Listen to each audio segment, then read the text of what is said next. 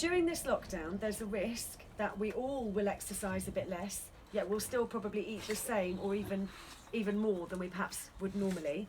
And our pets are just as much at risk as we are of gaining those few extra pounds that we don't want. So I'm just going to talk to you a little bit about what we call body condition in our animals. So body condition is basically the equivalent to your shape and size, so like your dress size or your waistline. And when we talk about body condition, we look at three things with dogs. We look at what we call the tuck, which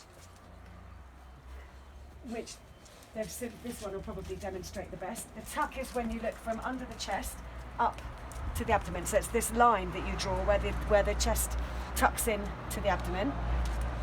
And then the foster bulldog is demonstrating perfectly what the waistline should look like. So we can see the chest here, and then it drops into a nice waistline here. Okay?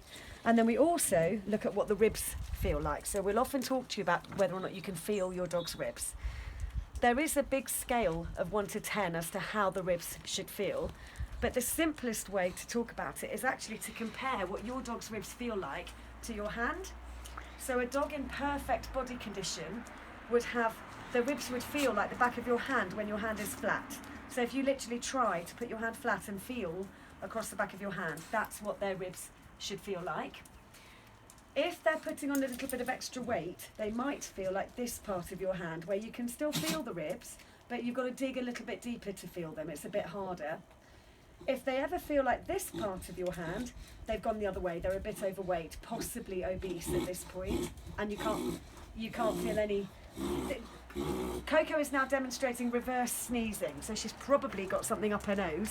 There we go, it's settled now, and it's usually a palate or a nostril issue. Sorry for the digression, but if you feel this part of your hand, then they are probably overweight. And if they ever feel like your knuckles when you're making a fist, they're too thin. Now obviously this is breed dependent, because actually Pablo, being a Saluki cross, naturally will have visible ribs and will often look skinnier than other dogs, but this is normal for this breed. Coco looks like a chunky monkey, but actually she's in perfect body condition for a bulldog.